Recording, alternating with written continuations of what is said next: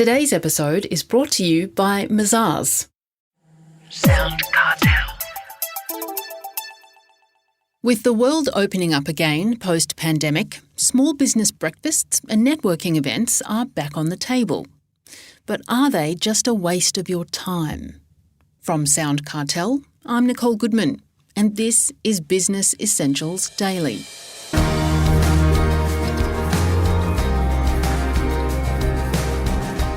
Tristan Wright is the founder and CEO of consultancy Evolve to Grow. He says instead of networking with the intention of making sales, it's far better to mix with bigger players at fewer events and develop the sort of relationships that lead to bigger deals. To start, Tristan describes how not to network to Jeff Waters. So networking is very good, but it's also one of the things I dislike the most about business. There's small business networking events, and you go into a new networking event and everyone in there can appear to be a vulture looking on the new prospect. They come up and introduce themselves to you and immediately try and pitch their service. So networking events are not sales events. So unfortunately, in the small business world, we treat networking events as, this is an opportunity to sell to other people at that event. But in reality, we should be going there looking at how we can help other businesses. And off the back of that, we would expect to get business or results later. So rather than trying to pitch or sell into a networking event, go into it using it how you can be of benefit to others. That's a great philosophy to have. Have you developed this through personal experience and are fed up with having people approaching you in networking events? Yes. So in the early days of business, I would go to lots of business networking events and your morning breakfast networking events, and I just couldn't stand them because it was people having to refer work to one another and it wasn't real business. There's not real connections there. So I've deliberately parked going to the smaller business networking events because it's too much of a chore. It's too much of a job. So I will go to larger events that are benefiting a charity or benefiting something else, and business happens off the side of it. But when you go to those larger business networking events that may be at a dinner as opposed to a breakfast, you're more likely to build better connections with people at a higher level. So for me, and I might be a bit controversial, a lot of business networking events that are held in the morning are very transactional and they're very superficial relationships that are built. I would much rather go to a larger event less frequently where you can build deeper relationships and have a greater impact on the people at those events. Mazars is an international audit, tax and advisory firm committed to helping clients confidently build and grow their businesses. To find out how Mazars can support your business, visit mazars.com.au. That's mazars.com.au. So it's the difference between speed dating and a one-on-one date, more or less. Yes. Yeah, that's a good way to describe it. So, and in speed dating, you're often looking for a quick hit, so to speak. And we know that we're not going to get much after that one time. So are you telling the audience that they shouldn't be bothered going to these breakfast small business networking meetings? Because there are a lot of them out there. Look, they suit some people and they suit some business types. But if you're looking to grow your business more than a one or two man band or 3 or 4 people, you need to get out of the breakfast networking, because the people that typically go to a business networking event, that circle that you're in, they're also smaller businesses 90% of the time.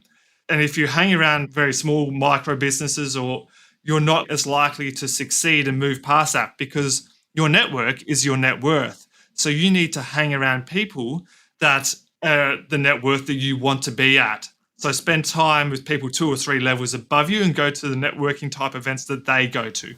And what should I do when I'm at those networking events? Work out how you can help or be of value to those people. So don't go in trying to make a sale. Understand what their business is or what their service is that they offer, and build the relationship and see what value you can offer them, as opposed to trying to sell them straight away. And what have you found when you've adopted this approach? With one of my clients, when we first started working with them, they were going to breakfast networking meetings. We pulled that back almost straight away, and we got them to become members of, let's say, a much larger, more infrequent networking group. One of them is attached to the AFL, one's attached to the NBL. And off the back of that, they've gone from having clients that would pay them $5,000 and $10,000 per transaction to clients that are paying $100,000 and $300,000 per transaction. So you change the caliber of people you hang around with, and it eventually impacts your bottom line. So is it just networking events that I should be looking at, or should I be trying to get myself into the birdcage at the Melbourne Cup? I've never been to the birdcage of the Melbourne Cup, but I imagine a lot of relationships are built there and a lot of big deals are done there. So I suppose I'm talking about, going to other things, other events, perhaps clubs, things like that. Correct. So spend time where your ideal network is. So they're going to be, yes, it's going to be more expensive for these types of events because you've got to pay to play, but there's going to be a much higher reward from them. What about the socially anxious people, Tristan, who look at this in abject horror, having to network with a bunch of new people? Have you got any advice for them? And I've been one of those people. I've gone into networking events and I'm like, I'm the odd one out and I haven't enjoyed it. And then I started telling myself, probably not going to see these people tomorrow. So what's it really matter if I make a fool of myself? Because if I make a fool of myself, I don't have to see them tomorrow or the next day. So why don't I just go and have a chat with them? They're normal people as well. They're not going to bite my head off. Let's just chat and see what happens. Did that self-talk work? It has, actually. So it's like, what have we got to lose? Live life in the moment now. We can either be anxious, we can be nervous and just stand in the corner, or we've made the effort to go to this event.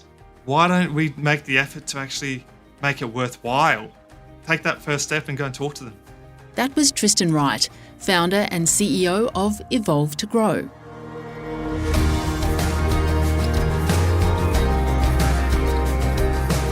This episode of Business Essentials Daily is produced by the team at SoundCartel. Thanks for listening. I'm Nicole Goodman. We'll bring you more Be Daily tomorrow. Follow @BE Daily Podcast across social media and head to bedaily.com.au for more from the Business Essentials Daily podcast.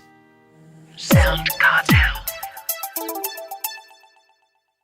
This episode was brought to you by Mazars. To find out more, visit mazars.com.au. That's mazars.com.au.